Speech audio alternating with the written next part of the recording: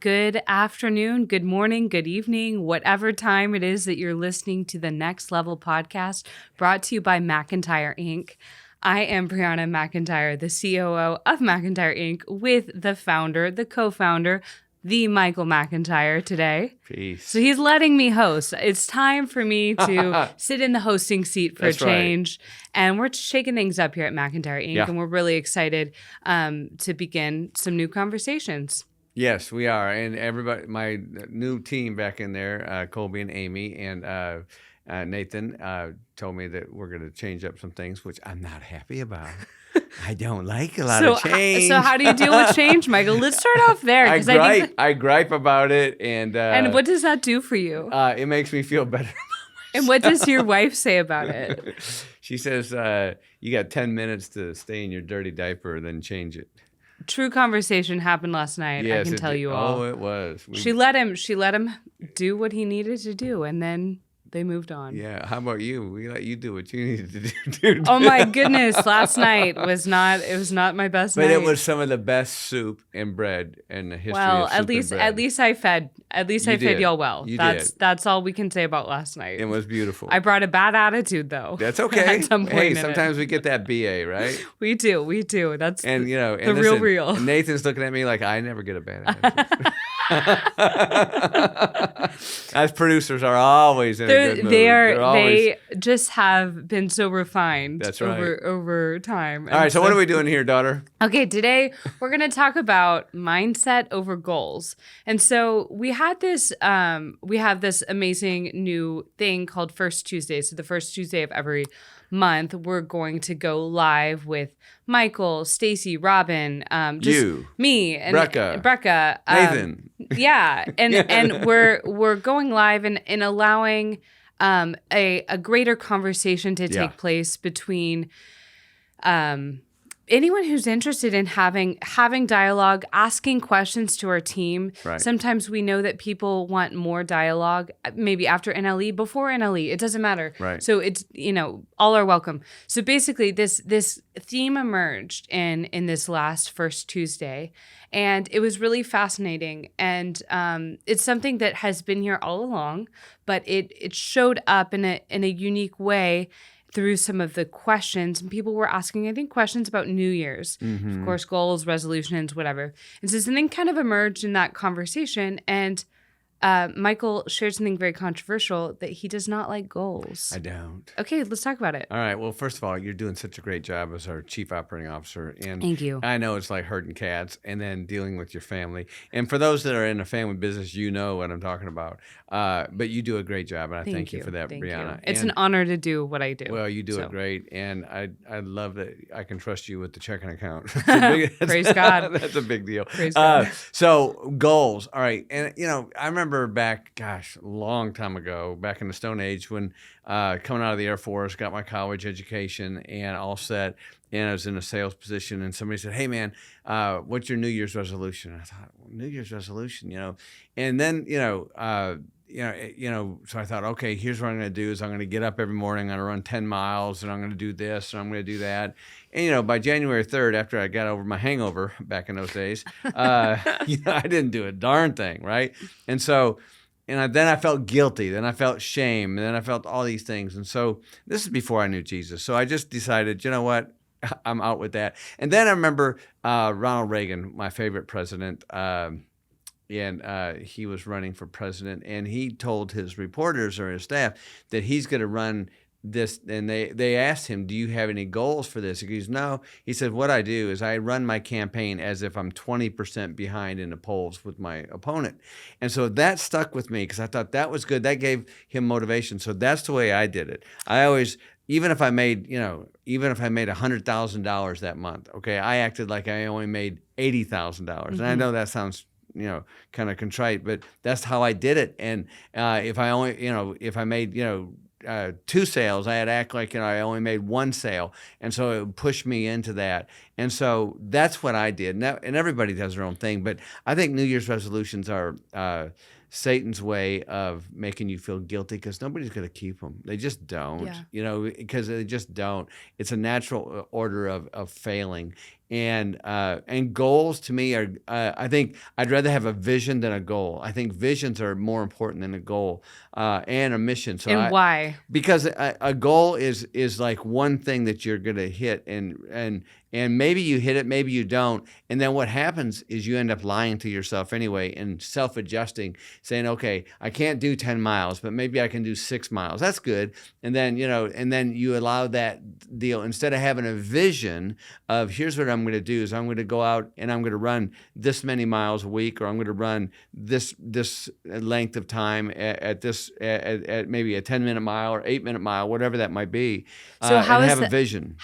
Okay, I get what you're saying, and I think listeners are going to probably listen and be like, that What? sounds a little bit like a goal Yeah. when you were saying the vision. Well, all right. Now, A goal is distinguish. a goal is I'm going to run 10 miles a day. You're putting a number on it. Okay. A vision is I'm going to get in shape and I'm going to be feeling good about myself, and I see myself winning in many different ways because I'm healthy, wealthy, and I'm doing things that are wise. Okay, I get that. It's more like seeing myself in a movie of success, rather than, okay, I hit $10,000 this month in my sales, right? I made 25 calls.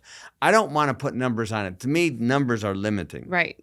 Well, okay, so I'm going to take a practical example for myself in this, and I'm understanding in a different way as you're saying this how I actually do this for myself.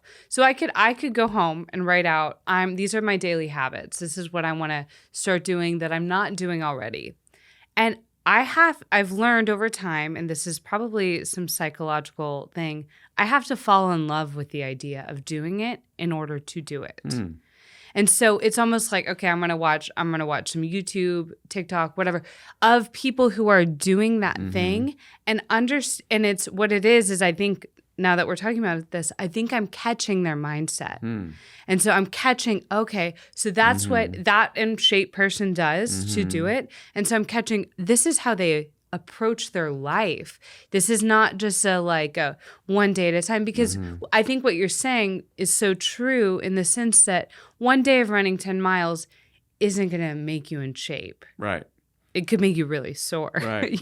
Or sick. And so it's not necessarily like you're going to hit the mark one day, but it's like, no, that lifestyle shift has to be a mindset, a vision that you catch. I think, and I like what you're saying. You got to fall in love with it. You probably don't think about it that way. I don't feel I need to fall in love with it. But listen, I don't enjoy having to work out. Right. I just don't.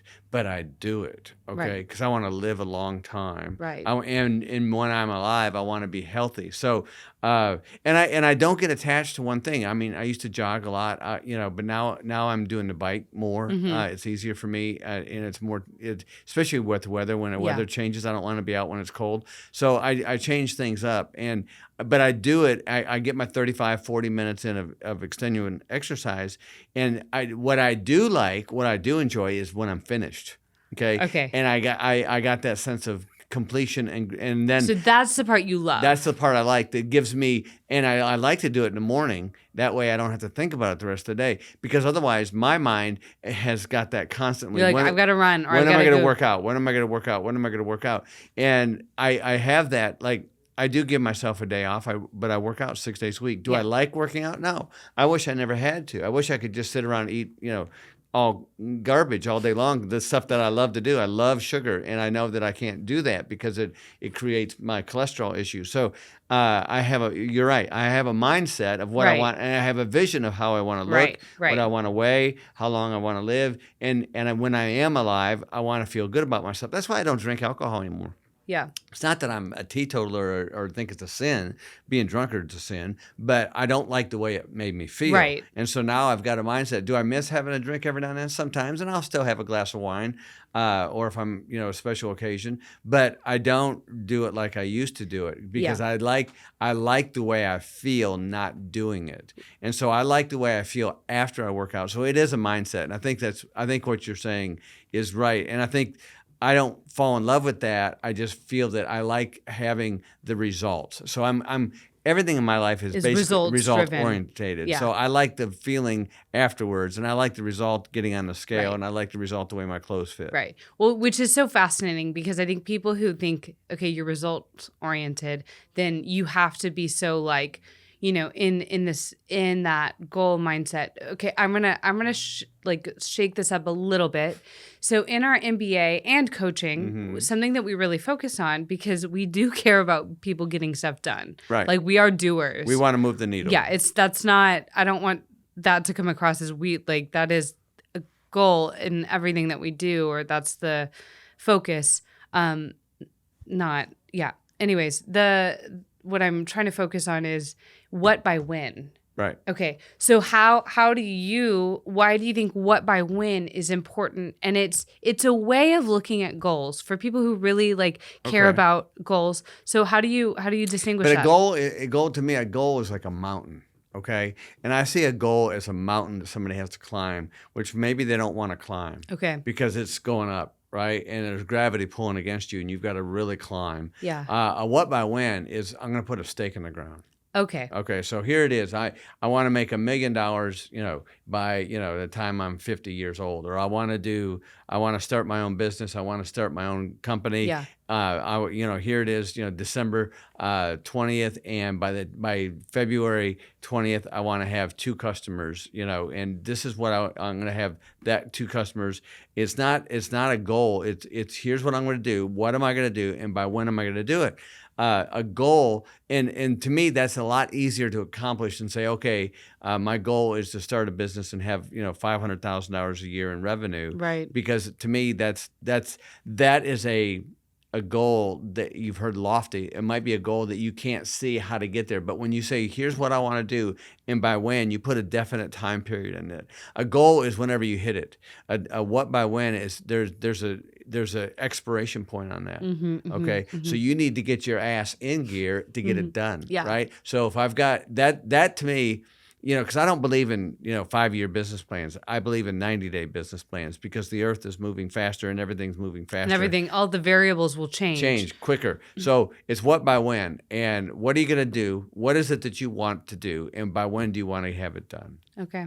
So with that, I don't know if this comes into play, but like the carrot and the stick, how would you tell someone to incorporate that into their mindset towards moving forward? The stick and the carrot is for leadership. Okay. Okay, it's for motivation and leadership, right? But is there a way that people can incorporate that for themselves? I don't think so, because I think because you're not going to do your own. You're not going to beat yourself up. You're not going to hit yourself with the stick, right?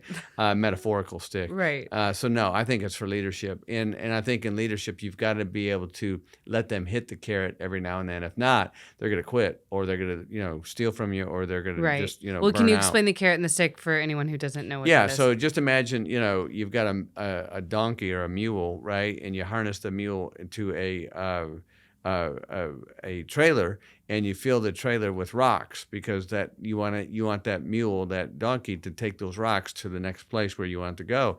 And to get that donkey or that mule motivated, you have a carrot dangling over the head, just out of the reach of the donkey. And the donkey doesn't understand he can't hit it without, he thinks he's going to walk. And then you have a stick, and you hit the donkey with the stick to get him going, right? Right. And so, and the donkey's only going to go so far without getting some reward. Right. So if the donkey doesn't get to hit that carrot, then they're going to stop, and they're going to give out, and they're going to die. Okay. So there's a stick and carrot. There's a medium between how much you fill up that cart to make that, to get where you want to do. What it could be, it could be leads, it could be generating, a new ad campaign, and then your team is out there doing it, and you want them to be successful. So you want to make it to the barriers not that hard, so they can hit that carrot, taste a little bit, and they'll keep on going into the next thing. So it's like kind of keeping the dopamine hit alive. 100%. So within that, okay, if you are as a leader and you're listening to this and you're like, well, how do I get my team involved in understanding the vision and mindset, rather than the like, oh my gosh, we have this big, hairy, audacious goal, and that's just like kind of overwhelming for people sometimes. So how do you incorporate that? Does the carrot and the stick, is that involved in helping your team get on the same page? What does that look like? Well, I think, like this morning we had a meeting here, and, they told me some things that I didn't want to hear, right? But I've got to die to that because I'm not an expert in social media. I'm not. Right. And, but it's a water that I have to swim in. And so, I'm throwing money at it, and I'm helping these people develop their social media skills as well. So there's a give and take in this process. And so the way I do it is, okay, I'm going to die to that, and let's see if it works. Let's give it 90 days. If we move the needle, then great. If not, then we'll shift the paradigm and try to find something else or find different people to do it. So, none of this is easy. But okay, so going back to how do you inspire people, or how do you help people cultivate that mindset or vision? Well, you got to spoon feed them your vision, Okay. And what I get feedback from the team is how they think that this thing should show up, right? And so, they all know who I am, they know who you are, and you're part of the team. And so I don't know how to. As a leader, okay, as a CEO, as an entrepreneur, you've got to be able to cast a vision, but you must delegate. You must give up. I don't know how to do this stuff. I wouldn't know how to put this thing together, and I could put it together, but it would look half-assed baked. So I don't do that. I let other people do that sort of thing. So the other thing is, an entrepreneur, you've got to give up control. Yeah.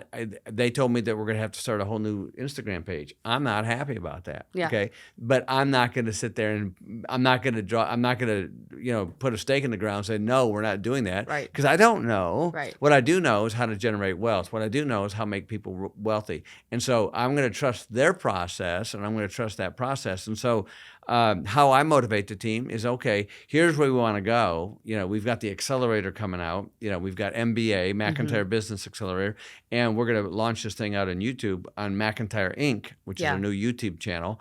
And so we're going to spend money on this. I'm going to earmark, some money for this thing, and I'm going to cast a vision. And the vision, I see a big vision. I can see it all, but if I throw it all at them, they're gonna say, man, that's a Herculean deal. That's climbing Mount Everest bare naked. Yeah. And so I don't want to show that. So I break it down into small bite size and feed. As a leader, you need to spoon feed them your vision and how it's supposed to go, because you want them to win, and otherwise you're going to make them exhausted, and they're going to be disappointed, and they're not going to win. And because you're constantly disappointed. I was disappointed here this morning. I told them that I didn't like it. But what I did say, I trust you and I trust the process. Right. Do I like the process? I don't. I really don't. And you don't have to. Okay? Yeah. I mean, I would like it all of a sudden to have 500,000 followers. Boom. Spend 10 grand and it's done. But sadly, that's not the way it is. Got it. So I'm dying to myself in this process, but also I want them to have a win. I want them to hit the carrot. Like we just had 140 new followers on Instagram. That's a win. That's great. Yeah. And I want them to have that win. And so, that makes sense. That's the best that I got. No, it's good. So when you're working with a fellow visionary, what do you like about it and what do you not like about it? Well, because we both can go off and into the deep blue yonder of space, and outer space, and hang out with Elon Musk, because it's just sometimes too much. The difference is Elon Musk has got a big backstop of about $80 billion. We're a little bit short of that, and so I think one of the things that I've learned, and we've got a new venture we're starting up with another visionary, is you got to bootstrap this stuff. You got to money will make you lazy. And if you throw money at stuff, it makes you lazy. You cannot, I always tell any entrepreneur, the worst thing an entrepreneur can have is money, okay? Because they're going to, especially if they're launching a new project, because they're going to throw money at it and it's going to make them lazy. I'd rather have you bootstrap. And I told my friend, I said, listen, we're going to bootstrap this deal, and bootstrapping is the only way to go, because it makes you more creative if you got less. That's great. Yeah, it makes sense. I mean, they wanted to put $5,000 in this podcast room. Yeah. And I said, no. Yeah. Yeah. And so look what they did. They did this all for like $600, and it's beautiful, and a lot of labor. And we had to throw some cabbage at the guy at Lowe's, and he did it. Thank you, Jesus. There's always a way. And look, we could have dropped 10 grand on this thing and no problem, and it wouldn't have made us different. But to me, that's not stewarding his resources. Got it. Okay. So do you have practical steps that you would tell people to cultivate a mindset for success? Because this is all about mindset over goals. Obviously we honor goals. Goals are fine. For other people, they're great. They're it's fine. just not for me. And listen, you can, maybe I'm being, maybe it's semantics that I'm. Semantics, Semantics, that too. But you know what? I do want to go back to this. And I feel like one of the practical steps that I've heard from you over the years is truly your affirmations. Mm-hmm. And so that's a way that you consistently feed your mindset. Mm-hmm. Yeah. And then you listen to motivational things. You I do. listen to things. Listen, I'm big into politics. Yeah. I love politics. And how does that motivate you?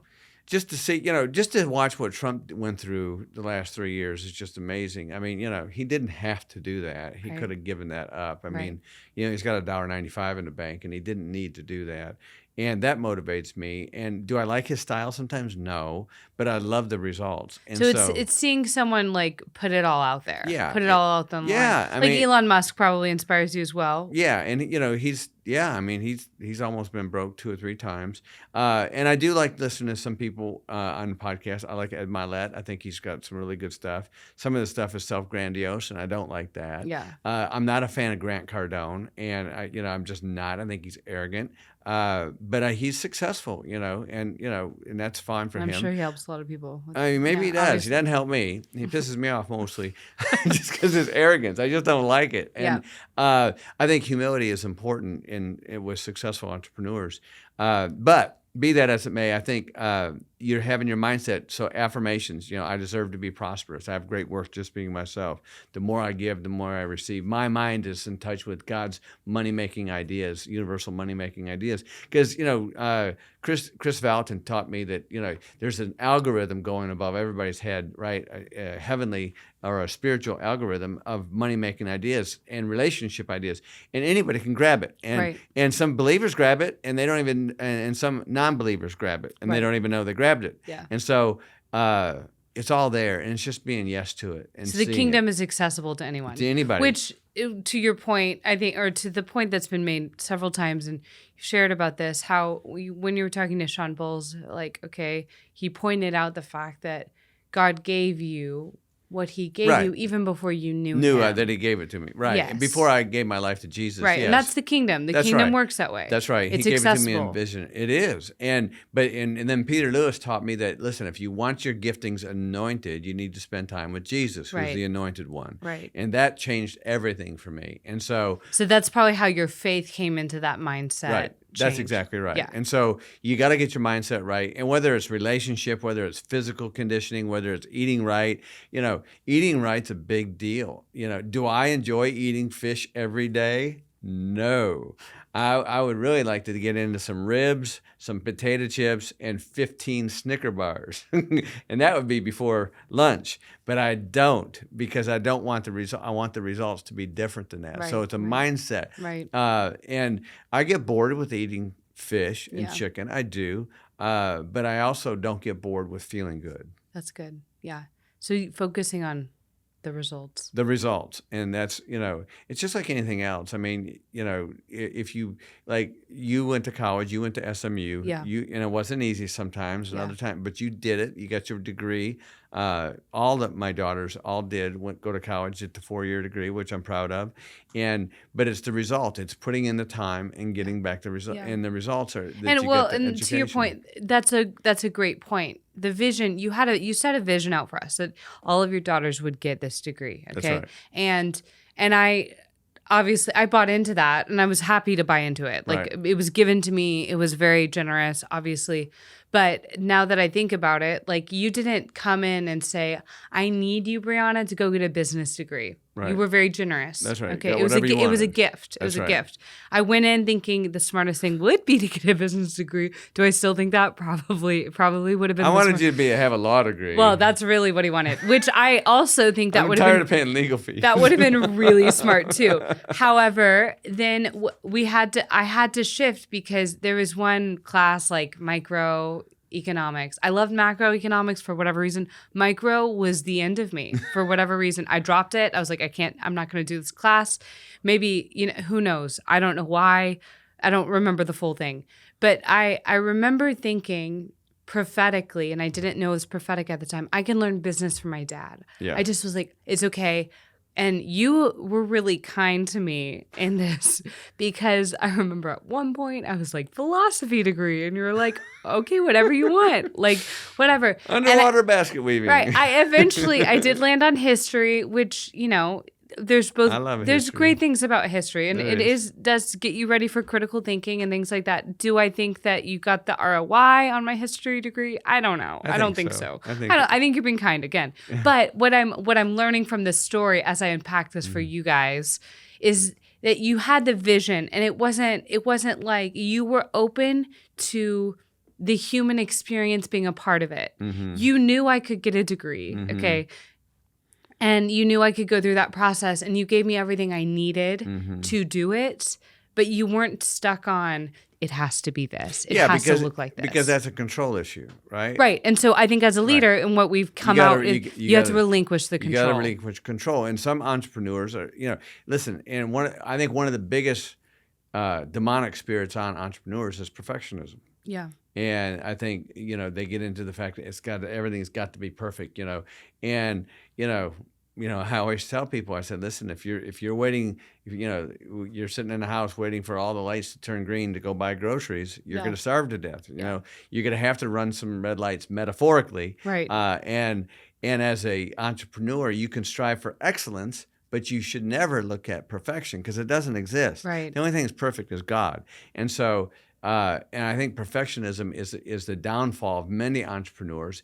It's a downfall in several ways. Number one, because they never get started because they're waiting for the perfect timing. Right. There's never a perfect time. Right. Newsflash. Secondly, once they do get started, then they want everything to look right. They don't want their website launched because it's got to look so perfect. They've got to have the camera angle just perfect. They got to have the lighting just perfect. They've got to have, they got to have the right employee that's just perfect. They're looking for that right deal. Or, I'm coaching a client right now in Louisiana, and she's got great talent, and she's a terrific artist, and we're trying to relaunch her branding, and she's been doing this for like 6 months just to get the branding because the font on the branding, and it's like, oh my God, let's release this control and this perfectionism, and I think we're going to finally pray it off her.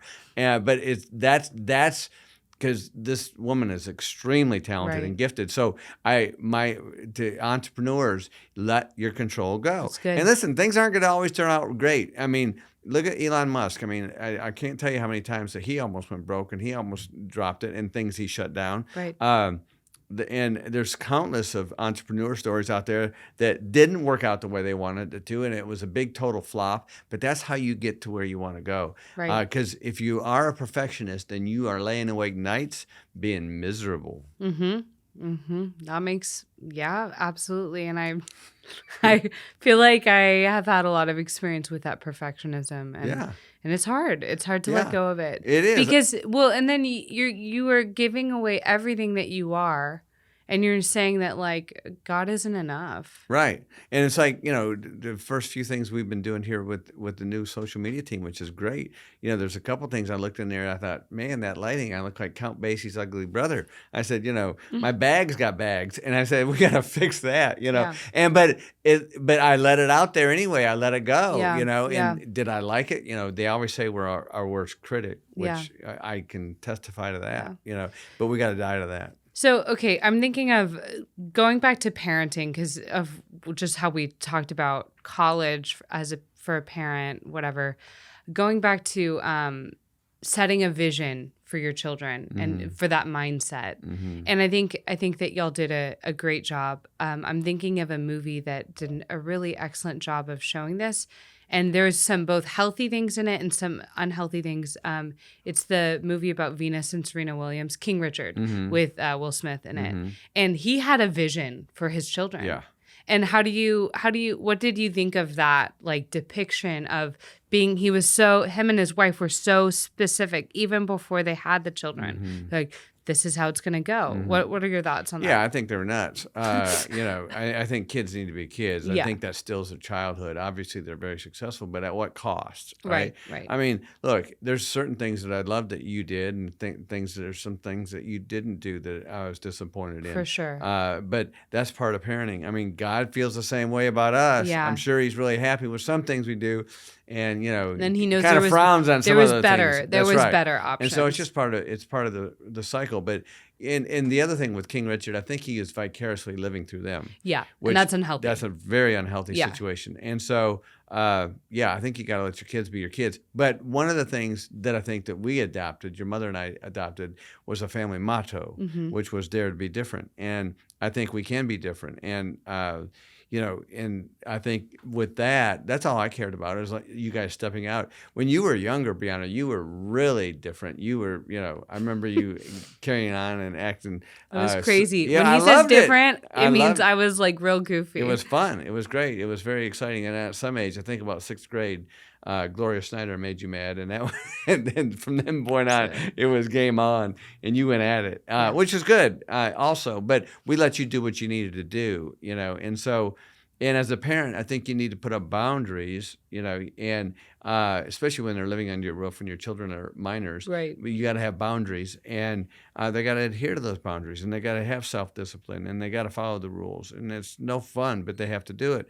And to do that with love and care is an important thing. But ultimately, being a parent is kind of like an entrepreneurship. You've got to be able to delegate. You've got to be able to give them some rope. And you got to cut them some slack, but you also you have to keep up boundaries, and just like employees, they in your staff, they need to have boundaries as well. So I was just thinking about it with like in a faith way, in a way that like if you and mommy if y'all had been maybe more like in the stream of faith that we were in now when we were born or whatever, and let's say you received like prophetic words for each of us.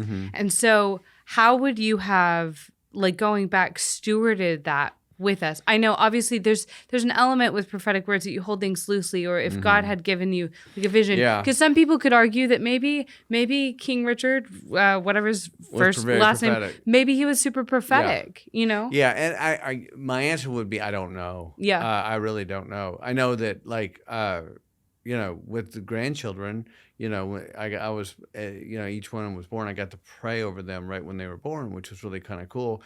And say prophetic words over them. Yeah. But I don't know. I mean, I don't know how. I hate to think it, but I might have been, especially when I first came to Jesus and gave my life to Jesus, I was radical into it. I was pissing off everybody because they were like, McIntyre, chill, time out. Yeah. And and I didn't want to hit everybody over the head with the King James Bible. Right. But also I felt that I need to evangelize the gospel. And so, but over time, I moderated that. So I don't know how I would have been. And, but, I think your mother, she did a lot of things, and she was always a believer. So that would be a good question for her, because I do think that, though parents, regardless if they're following the Lord, if they're in a healthy place, I think that they do. I think God gives them vision for their children. Yeah, undoubtedly. Regardless of, unless they're really oppressed or whatever. Right. But I do think that because he trusts people to steward their children, and so and I think when you guys were growing up, the big term was helicopter parents, right? Everybody and we attempted not to be that way, and we might have looked at. I mean, my mother and she might have thought we were crazy because when I grew up, it was like we leave the house at 7 a.m. and then didn't get home till midnight. Yeah. Nobody called anybody. As your second child, I did not feel like y'all helicoptered my life. I do feel like you said as a child, I felt like there was a vision set out before me, dare to be different. That was part of a vision. That was a mindset. And so I feel like that word being spoken over me gave me permission to be silly, to be goofy. And then it's interesting now looking at my life, I'm like, oh, I see how that actually really shaped my whole life. Yeah.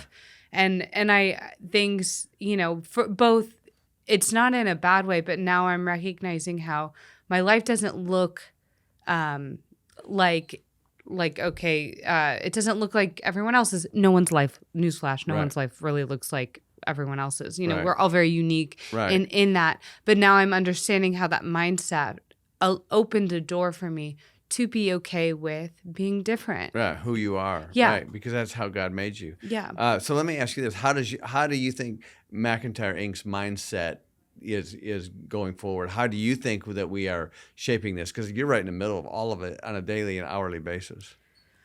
That's a good question. How's our mindset shaping how we're moving forward? Because we've got a lot of different things, a lot of projects. There's a lot of different things going on. I think that what we're setting ourselves up for is opening the door to kind of showing more of what happens than what people get to see happens, if that makes sense. So on one hand, we know, I think people know if they're in your audience, they know what you're about. A lot of. Not totally. And I think that's been kind of my heart for McIntyre Inc. for them to see you, the father that you are, the husband that you are, the leader that you are, in a different way. And so, and then within the, I think that seeing my mom is really important. Seeing Stacy, and what she has brought, because she has shaped this entire thing, and then.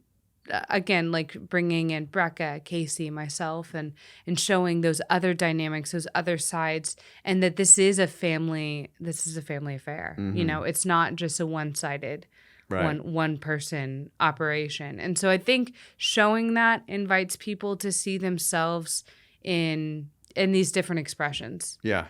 And we've even talked about having a camera around us a lot as a family, which your mother is really against. Right. Which is it's understandable, but I also think that something that the Lord laid on my heart when we were filming The Accelerator is that people need to see real. I think America and the world is dying to see real. Why is reality TV such a big deal? And some of that's even scripted. For sure. And so to me, as raw and as real as it can be, although am I really excited about showing that? Would I have loved for me to be filmed last night in my stressed out moment? No. Heck no. No one, it's not attractive, But we get through it. And I think that a lot of times people just pick up and leave, and they abandon situations. And I think that people, if they can glean anything from us, is that we do stick in there. Yeah. We hang in there with each other, and we work it out. Yeah, and we're vocal about it. So tell me, what do you, I asked, when I interviewed Brecca last week, I asked her about The Accelerator. And so what was your take on doing The Accelerator? Because it was a lot. It was a lot. I think that what is key about The Accelerator is, a lot of people are abandoning family businesses in this day and age. It's not cool anymore where it used to be, and maybe it is becoming cool again. I don't know. And it's cool. I use that term loosely. I think that people get the opportunity to see that family business can work, and it actually still can be the backbone of America. And I just feel like that's really important. Sticking together, if you're in a healthy situation. If you're in an unhealthy situation, I'm not saying don't stick together. It's fine. That's nuanced. But I think that showing families in business in America, and I'm not saying that we're only going to show family businesses, but there is always a family behind a business. Right. And what does that look like? That's right. Whether someone chooses to be solo autocrat, dictator, whatever. Right. There's still a family behind that person. That's right. Well, and I think the Helmuts were very unique. Yeah, for sure. Yeah. Absolutely. And Helmut USA, which it was Mitchell, South Dakota. And I think, and in fact, I texted with Albert last night. And I think, in Clayton and, Lester and Liz and Frida and all of them were very big contributions. And they have a vision. They do. They have a family vision. And the patriarch Vernon and Miriam, the matriarch, really an amazing family. And I think everybody's going to really enjoy the series that's coming out in January. But I do think that filming that really changed a lot in our family dynamic too, because and I know watching the first episode last night, everybody, nobody likes the way they look. I knew it was coming. You already envisioned it when you were sitting down to film it. You knew how it was going to feel to watch yourself. I knew. My hair was all messed up. But but the fact is, the main thing we want to do with the Accelerator and McIntyre Business Accelerator is to help Kingdom Mind businesses grow their business. And to get that done. And you were a key in getting all this done. You and Becky Leathers and Lauren Hatch, who are executive producers, you guys have been working tirelessly on this thing and getting it out. They have. I just show up to meetings now and then. But it's what's funny about you though, this is case in point, you're constantly sharing the vision and that you're so bought in to your vision, which is beautiful. Right. And so which a lot of people were not. Right. But this is what a visionary looks like, and this is what it takes sometimes to be in your mindset in that place. So and I know I get into the minutia sometimes. Here's how I want this and I want that, and I do. But then I let you guys go. I wasn't at any of those meetings. No, he lets it go because if you were at the meetings, it might never not get done. Yeah, that's right. Or it might not get done the way it needs to get done, or who knows. That's right. So I do recognize my limitations. Yeah, and I think that's key. That's a beautiful thing. Well, I just want to thank you for this conversation about mindset. It's been fun, and for anyone who wants to join us on our first Tuesdays on Instagram, we have a sign up for that. It's a great time to ask questions to Michael and the team. And our first Tuesday in January, I think this will come out before Probably January. so. And then it's January 7th. Yeah, Sorry. January 7th. And also every month we're going to give away, we're going to have a drawing. Yeah, there's a raffle. If your question is on the air, then we're going to put you in a raffle. And I think it's $250 Visa gift card. Yeah, something like that. And then you get... Or a coaching session. Coaching sessions with me or the SEAL Team 6. Yeah. Which is really good, which is a real valuable thing. So get your questions in. Yes. And then you get... And we'll prompt you when the questions are... Right. And we'll run a month behind on the drawing. Yes. So the first drawing is just for... the first Tuesday from December, Correct. And the first drawing is coming up. I think that might be as confusing as I can make it. Yeah, we made that confusing, but there will be a social media post at some point to make it not confusing. We appreciate our team. Well, thank you so much. Well, thank you for being my daughter, and thank you for being our COO, and thank you for putting up with everything that you do. Thank you for being my father and being a great CEO. Amen.